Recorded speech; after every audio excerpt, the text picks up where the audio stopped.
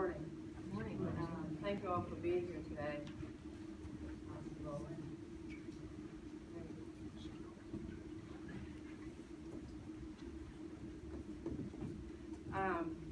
So I've been working with my executive command staff for this last 6 weeks, identifying our critical priorities and developing specific measures to be implemented. The city has seen a 27% reduction in crime under Mayor Reed, which is nothing to scoff at. If we were up 27%, the tenor of this press conference would be markedly different, and I will take the reductions. What we as commanders recognize is that when people feel safe, we can reference numerical data all day long and they're satisfied. However, when people believe that their safety is at issue, data is meaningless. And we're at the point where I believe that people do not want to hear about data. Violent crime in Atlanta is in line with other cities across America, in that we've seen increases. And although we remain well below historic highs numerically, we are at uncomfortable highs for what we are accustomed to. The reduction of violent crime is the department's #1 priority. And all of our subsequent priorities feed into addressing the drivers of violent crime. All of our various units have been tasked with specific roles to address violent crime. Whether we're speaking of our specialized units such as motors or cops, our investigative units, homeland security or narcotics, or our tactical units, we are focusing very narrowly on those select areas and those select number of individuals who are driving violent crime. There are a handful of apartment complexes in the city that routinely host violent crime, and we will be directing our attention to the property owners and the managers who have relieved themselves of any responsibility to the communities that they sit in. As for the individuals, we will be focusing on those individuals who clearly have no ambition in life other than to victimize others, and very often are victimizing their neighbors who merely are trying to maintain. We have tasked our tactical units with making quality arrests. Arresting someone for a bag of weed or an expired license will not cut it. While such arrests will still occur, seizing illegal drugs, seizing illegal guns, and the possessors of these weapons is the priority, coupled with quality debriefing of these individuals. We have numerous employees assigned to multiple federal task forces, and the engagement of our federal partners will be critical.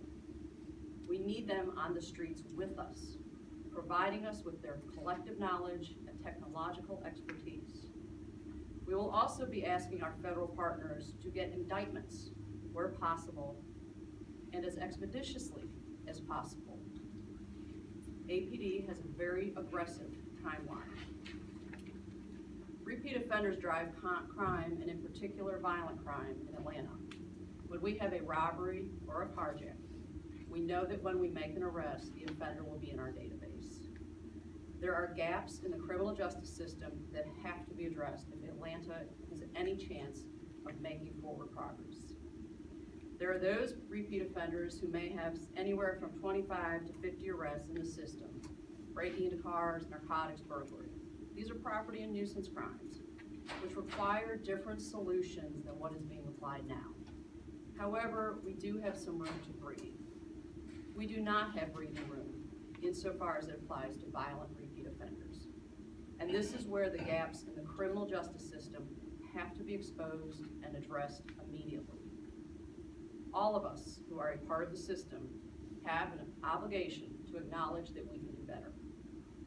Once this occurs, I believe that collectively it will be possible to rein in the relatively small number of persons driving the violent crime in the city.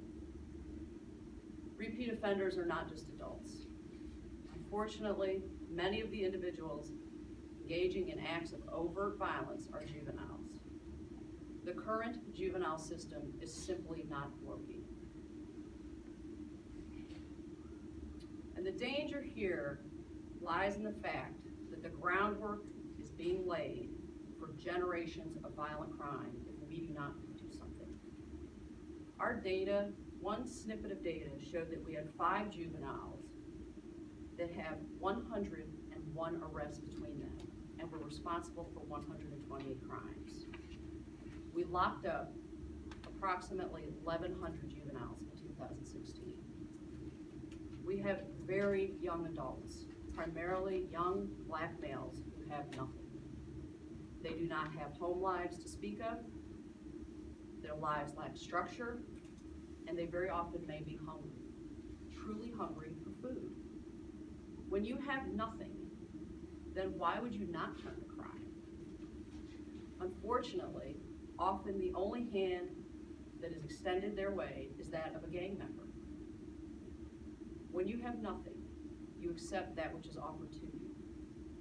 The fact that these young men then start getting arrested serves as a mere inconvenience, as they are transported to juvenile detention and typically released in 1 to 3 days if juvenile will even accept them.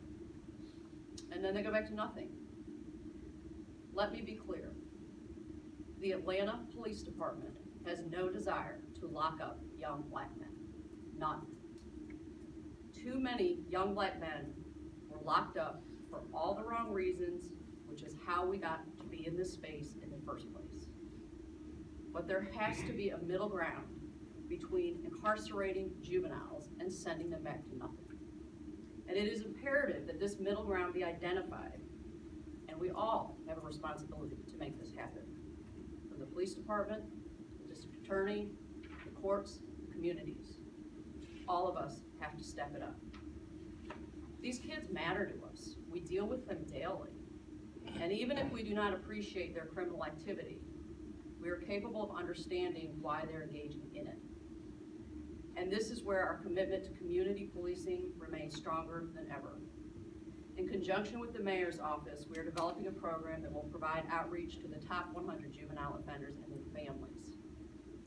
What do they need at home? What is driving this behavior? Let's see if we can make some inroads in addressing this.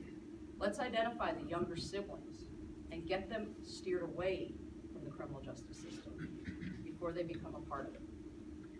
The Atlanta Police Foundation is embarking on a first of its kind at Promise Youth Center. It's geared towards providing holistic services for young folks and their families. And it's not just going to be the youth center, it's going to be police in the neighborhoods surrounding the